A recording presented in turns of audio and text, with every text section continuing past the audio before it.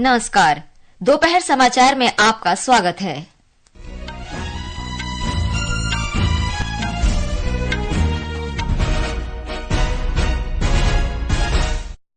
प्रधानमंत्री नरेंद्र मोदी वाराणसी से आज कई विकास परियोजनाओं का लोकार्पण और शिलान्यास करेंगे। इनमें 5 राज्यों में 6,100 करोड़ रुपए से अधिक लागत की 7 हवाई अड्डा परियोजनाओं का लोकार्पण और शिलान्यास शामिल। जम्मू कश्मीर के बारामूला जिले में उरी में नियंत्रण रेखा के निकट सुरक्षा बलों और आतंकवादियों के बीच मुठभेड़ जारी। प्रोबोवो सुबियांतो ने इंडोनेशिया के राष्ट्रपति पद का कार्यभार संभाला। उत्तरी गजा के बेतलाहिया में इसराइली हमले में 70 से अधिक लोग मारे गए। युगांडा के चेप्टेगी जोशुआ और इथियोपिया की अल्मेदासी इयायू ने दिल्ली हाफ मैराथन में अपने अपने वर्ग के खिताब जीते। और बेंगलुरु में न्यूजीलैंड ने भारत से पहला क्रिकेट टेस्ट 8 विकेट से जीता। दोपहर समाचार के साथ मैं नईम अख्तर। प्रधानमंत्री नरेंद्र मोदी वाराणसी पहुंच गए हैं, जहां वो 6,100 करोड़ रुपए से अधिक की लागत की परियोजनाओं का उद्घाटन करेंगे। सबसे पहले श्री मोदी आर.जे. शंकरा नेत्र अस्पताल का उद्घाटन करेंगे। इसके बाद शाम को लगभग 4:15 बजे प्रधानमंत्री वाराणसी के सिगरा स्टेडियम में कई विकास परियोजनाओं के लोकार्पण का कार्यक्रम है।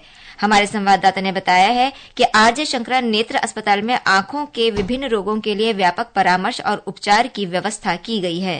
इस नेत्र चिकित्सालय की स्थापना भारत के अग्रणी आई केयर सर्विस प्रदाताओं में से एक शंकर आई हॉस्पिटल द्वारा प्रमुख निवेशक राकेश झुनझुनवाला परिवार और शंकर आई फाउंडेशन यूएसए के सहयोग से की गई है, जो हर साल सबसे गरीब मरीजों की 30,000 से ज्यादा सर्जरी करने में समर्थ है। इस विश्व स्तरीय आई केयर सुविधा की स्थापना 110 करोड़ रुपए के निवेश से की गई है। सबसे गरीब मरीजों को आई केयर और उपचार उपलब्ध कराने के लिए अस्पताल क्रॉस सब्सिडाइजेशन मॉडल पर काम करेगा, जिसमें भुगतान करने वाले मरीजों से आई धनराशि का उपयोग जरूरतमंद मरीजों के उपचार में किया जाएगा। सुशील चंद्र तिवारी, आकाशवाणी समाचार, वाराणसी। संपर्क को बढ़ावा देने की अपनी प्रतिबद्धता के तहत प्रधानमंत्री लगभग 2,870 करोड़ रुपए की लागत वाली वाराणसी के लाल बहादुर शास्त्री अंतर्राष्ट्रीय हवाई अड्डे की हवाई पट्टी के विस्तार और नए टर्मिनल भवन के निर्माण तथा संबंधित कार्यों की आधारशिला रखेंगे।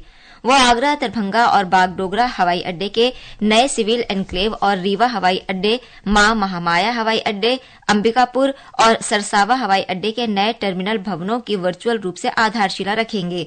प्रधानमंत्री खेलो इंडिया योजना और स्मार्ट सिटी मिशन के अंतर्गत 210 करोड़ रुपए से अधिक की लागत से वाराणसी क्रीड़ा परिसर के पुनर्विकास के दूसरे और तीसरे चरण का भी उद्घाटन करेंगे। प्रधानमंत्री नरेंद्र मोदी द्वारा सिगरा स्टेडियम में परियोजना का उद्घाटन किया जाएगा। इसका उद्देश्य एक अत्याधुनिक खेल परिसर तैयार करना है, जहां खिलाड़ियों के लिए हॉस्टल, खेल विज्ञान केंद्र, विभिन्न खेलों के लिए अभ्यास मैदानों, इंडोर निशानेबाजी रेंज आदि की व्यवस्था होगी। अर्जुन पुरस्कार विजेता और बास्केटबॉल खिलाड़ी प्रशांति सिंह ने आकाशवाणी से बातचीत में कहा कि ये प्रधानमंत्री की प्रतिबद्धता को दर्शाता है। 4 साल के अंदर एनसीयूई बन के तैयार हो गया बनारस जैसी जगह पे, तो आप ये समझ लीजिए कि कितनी दृढ़ इच्छा शक्ति है। तो उनको तो बहुत बहुत धन्यवाद। और मैं जूनियर बच्चों को बोलूंगी कि अब जो है ना, ये स्प्रिंट करने का टाइम है, तेजी से दौड़ने का टाइम है, और जो आपको सुविधा मिल रही है ना, इसका भरपूर फायदा उठाइए और आगे बढ़िए, देश का नाम रोशन करिए। बनारस के लोगों से एक आह्वान है कि प्लीज हमारे स्टेडियम को एकदम साफ रखिए। बिहार में हाल की बाढ़ से नुकसान का आकलन करने के लिए उच्च स्तरीय अंतर मंत्रालयी केंद्रीय टीम 3 दिवसीय दौरे पर आज पटना पहुंचेगी। 7 सदस्यीय टीम का नेतृत्व गृह मंत्रालय के संयुक्त सचिव पार्थ सारथी कर रहे हैं। राज्य के आपदा प्रबंधन मंत्री संतोष कुमार सुमन ने बताया कि टीम आज और कल प्रभावित इलाकों का दौरा करेगी और 22 अक्टूबर को राज्य के अधिकारियों के साथ बैठक करेगी। हमारे संवाददाता ने बताया है कि राज्य सरकार ने केंद्र से 3,638 करोड़ रुपए की सहायता मांगी है। बाढ़ प्रभावित क्षेत्रों का दौरा करने के क्रम में केंद्रीय टीम के सदस्य बाढ़ के कारण बुनियादी ढांचा क्षेत्र और कृषि क्षेत्र को हुए व्यापक नुकसान का आकलन करेंगे। राज्य सरकार ने अपने आंतरिक मूल्यांकन में ग्रामीण सड़कों, पुल पुलियों, सुरक्षा तटबंधों, घरों, स्कूलों और फसलों के बड़े पैमाने पर क्षतिग्रस्त होने का आकलन किया है। बिहार सरकार ने केंद्र से 3600 करोड़ से भी अधिक की राशि की मांग की है। राज्य सरकार ने 2 किस्तों में बाढ़ प्रभावित परिवारों को सीधे उनके बैंक खातों में 7-7 हजार रुपए की सहायता राशि डीबीटी के माध्यम से वितरित की है। धर्मेंद्र कुमार राय, आकाशवाणी समाचार, पटना। केंद्रीय ग्रामीण विकास मंत्री शिवराज सिंह चौहान कल नई दिल्ली में शहरी भू रिकॉर्ड के लिए सर्वेक्षण, पुनः सर्वेक्षण में आधुनिक प्रौद्योगिकियों के बारे में एक अंतर्राष्ट्रीय कार्यशाला का उद्घाटन करेंगे। इस कार्यशाला का मुख्य उद्देश्य शहरी भू रिकॉर्ड आधुनिकीकरण में वैश्विक सर्वश्रेष्ठ पद्धतियों को प्रदर्शित करना, अनुकूल तकनीकी समाधान प्रस्तुत करना और चुनिंदा शहरी क्षेत्रों के लिए प्रायोगिक परियोजना तैयार करना है। कार्यशाला में मानकीकरण के अभाव, डाटा सुरक्षा और हितधारकों हेतु क्षमता निर्माण जैसी चुनौतियों पर भी विचार किया जाएगा। ये समाचार हमारी वेबसाइट www.newsonair.gov.in और हमारे न्यूज ऑन एआईआर ऐप पर भी उपलब्ध हैं। दोपहर समाचार में आपका फिर स्वागत है। राष्ट्रपति द्रौपदी मुर्मू मंगलवार को नई दिल्ली में 5वें राष्ट्रीय जल पुरस्कार 2023 प्रदान करेंगी। केंद्रीय जल शक्ति मंत्रालय ने 9 श्रेणियों में 38 विजेताओं की घोषणा की थी। एक रिपोर्ट।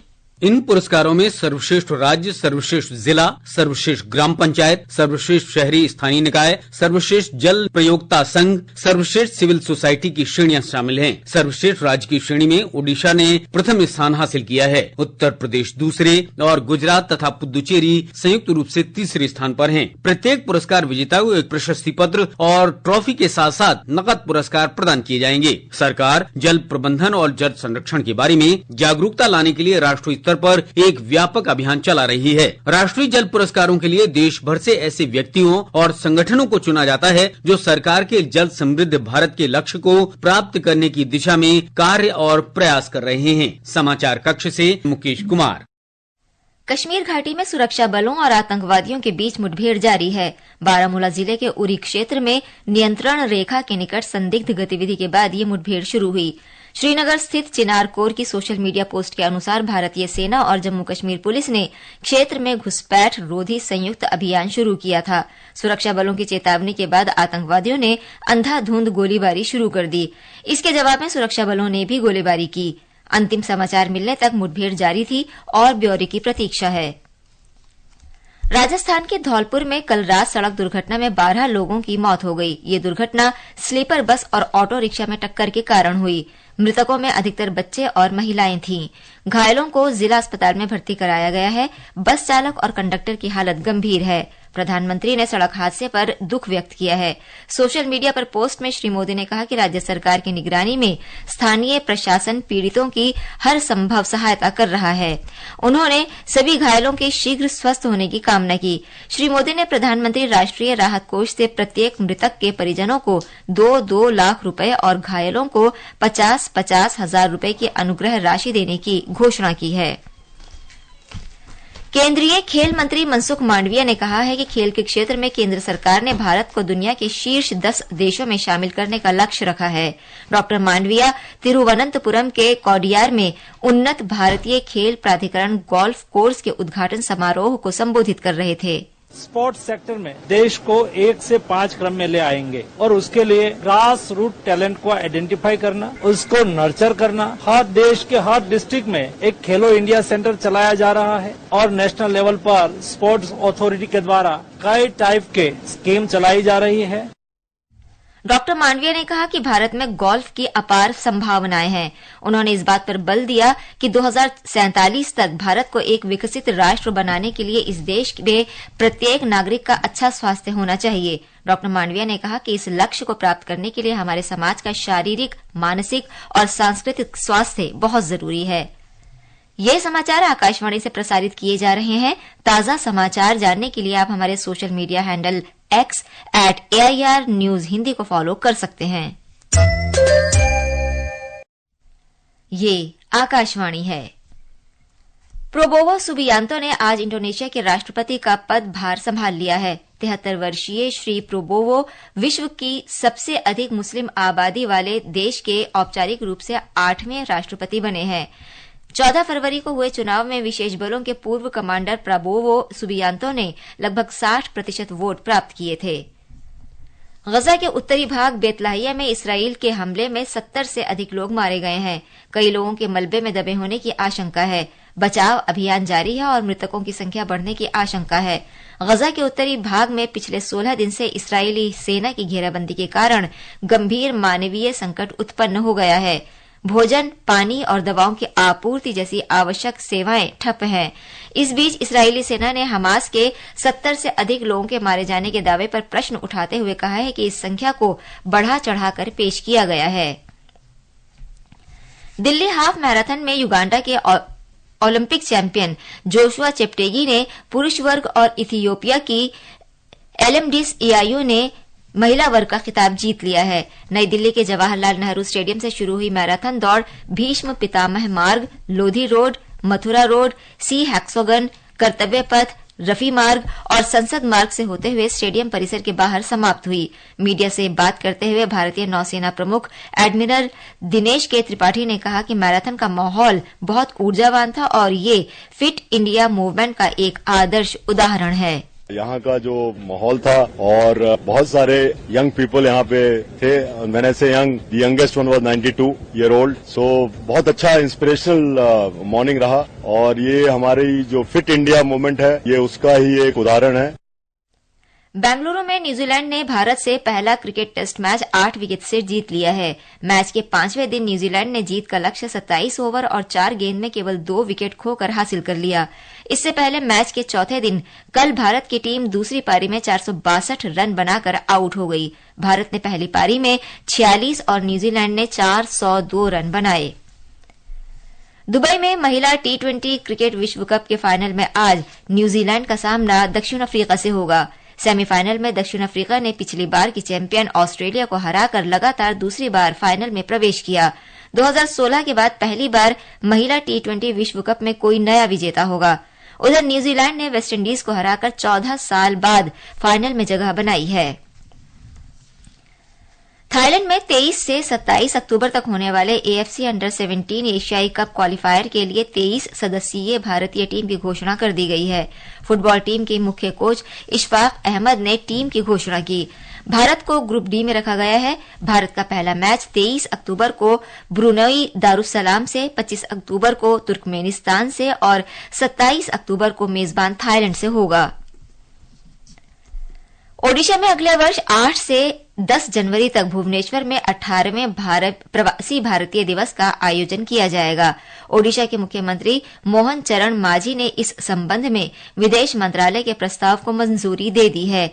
ये कार्यक्रम भुवनेश्वर के जनता मैदान में आयोजित किया जाएगा। राष्ट्रपति द्रौपदी मुर्मू, प्रधानमंत्री नरेंद्र मोदी, कई केंद्रीय मंत्री और ओडिशा के मुख्यमंत्री सहित अन्य गणमान्य व्यक्ति इस कार्यक्रम में भाग लेंगे। प्रवासी भारतीय दिवस राष्ट्रपिता महात्मा गांधी के 9 जनवरी 1915 को दक्षिण अफ्रीका से भारत आगमन की स्मृति में मनाया जाता है। देश के विकास में प्रवासी भारतीय समुदाय के योगदान को चिन्हित करने के लिए भारत 2003 से प्रवासी भारतीय दिवस मना रहा है। पिछला प्रवासी भारतीय दिवस मध्य प्रदेश के इंदौर में आयोजित किया गया था। दीपावली और छठ पूजा पर यात्रियों की भीड़ को देखते हुए मध्य रेलवे ने महाराष्ट्र के विभिन्न स्थानों से 570 विशेष रेलगाड़ियां चलाने की घोषणा की है। इनके अलावा 108 रेलगाड़ियां लातूर, सावंतवाड़ी रोड, नागपुर, पुणे, कोल्हापुर, नांदेड़ और महाराष्ट्र के अन्य स्थानों के लिए संचालित की जा रही हैं। यात्री इन गाड़ियों की पूरी समय सारणी www.enquiry.indianrail.gov.in पर देख सकते हैं। राष्ट्रीय राजधानी दिल्ली में वायु गुणवत्ता अब भी खराब श्रेणी में है। केंद्रीय प्रदूषण नियंत्रण बोर्ड के अनुसार आज सुबह 10 बजे दिल्ली का वायु गुणवत्ता सूचकांक 265 दर्ज किया गया। मौसम विभाग ने कहा है कि पराली और कचरा जलाने से वायु गुणवत्ता में और गिरावट आने की आशंका है। अंत में मुख्य समाचार एक बार फिर। प्रधानमंत्री नरेंद्र मोदी वाराणसी से आज कई विकास परियोजनाओं का लोकार्पण और शिलान्यास करेंगे। इनमें 5 राज्यों में 6,100 करोड़ रुपए से अधिक लागत की 7 हवाई अड्डा परियोजनाओं का लोकार्पण और शिलान्यास शामिल है। जम्मू कश्मीर के बारामूला जिले में उरी में नियंत्रण रेखा के निकट सुरक्षा बलों और आतंकवादियों के बीच मुठभेड़ जारी। प्राबोवो सुबियांतो ने इंडोनेशिया के राष्ट्रपति पद का कार्यभार संभाला। उत्तरी गजा के बेतलहिया में इस्राएली हमले में 70 से अधिक लोग मारे गए। युगांडा के चेप्टेगी जोशुआ और इथियोपिया की अलेमादिस इयायू ने दिल्ली हाफ मैराथन में अपने अपने वर्ग के खिताब जीते। और बेंगलुरु में न्यूजीलैंड ने भारत से पहला क्रिकेट टेस्ट मैच 8 विकेट से जीता। इसके साथ ही दोपहर समाचार का ये अंक समाप्त हुआ। नमस्कार।